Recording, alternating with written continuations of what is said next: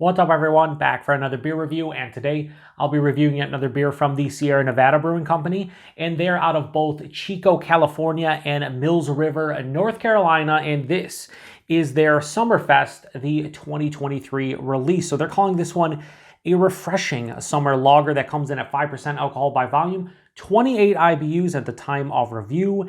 This can is approximately 1 month old. So I'm reviewing this as part of Shelfie beer reviews for the month of May 2023.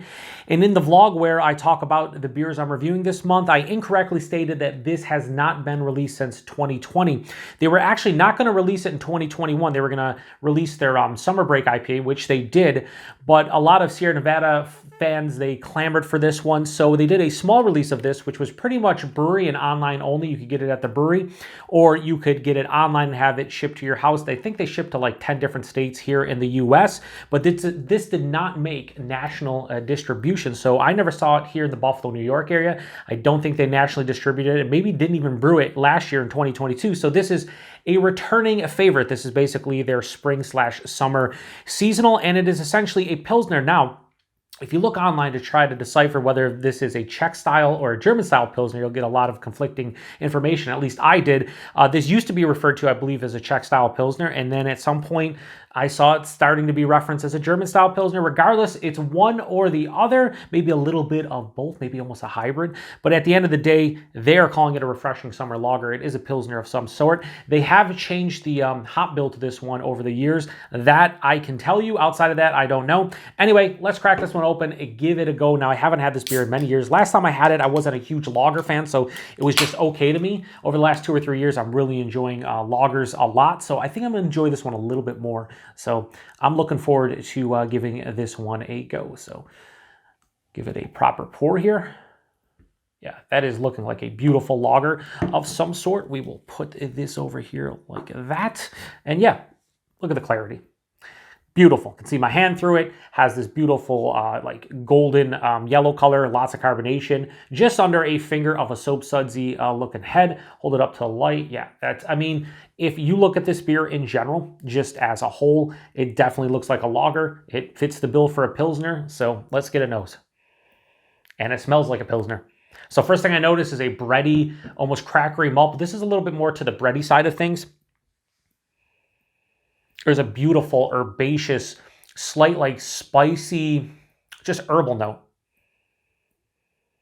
Yeah, maybe slightly grassy, but more of like a spiced herbaceousness. Also get maybe a little bit of like a red apple core, a touch of like a honey note. Yeah, it smells light, refreshing, and like I want to take this down in about 5 seconds. So let's get into it, everybody. Cheers.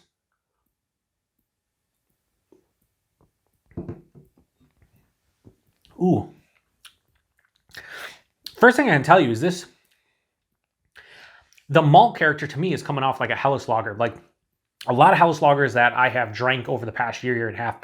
The one thing I like about Helles, and while I usually take it over like a German Pils, is because it has a big bready note and it's a complex bready note. And that's what I'm kind of getting here. This is almost drinking like a, maybe a little bit more of like a hop forward Helles, or a little bit maybe like a drier and crisper Helles. Buying this is almost approaching medium body at 5%. Bigger than I anticipated, but I'm cool with it.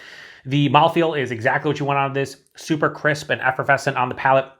Really clean and quite refreshing. So when they call it a refreshing summer lager, nailed it.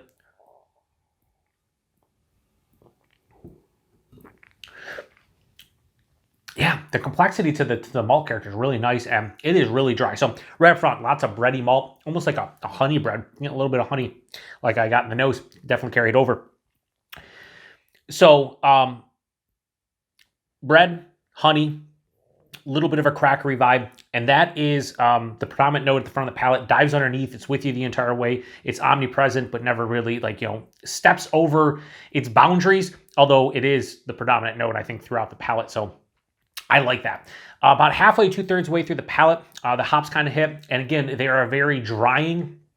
It's a full-on dry finish. And it has this, again, spiced herbaceousness to it. Maybe a little bit of grassy, but more of like a spiced herbaceousness that I'm getting. This is mildly to moderate in terms of the bitterness. Yeah, mildly to moderate bitter. I'd say smack that in the middle. It's more dry than bitter, but it definitely leaves a little bit of like a residual hop character and bitterness on the palate. This is really nice. Yeah, I like this a lot more than I've had in the past. I probably gave this beer in the past like a 3.5 or something. So I like it quite a bit more. I would say this, and I'll be honest with you, Sierra Nevada, they brew fantastic beer. I'm sure a lot of you out there know that. There's a reason the Pale Ale is a classic, and Torpedo, and Bigfoot with about 12 years of age on it, maybe 15, maybe 20. But they brew a lot of good beer, and they're always reasonably priced, and you can pretty much get them in the vast majority of the markets in the U.S. And this is just a well-made, well-constructed lager Pilsner. Helles. This is probably more of a Pilsner, again, with the bitterness and whatnot. The breadiness is so complex, it makes me think Helles lager.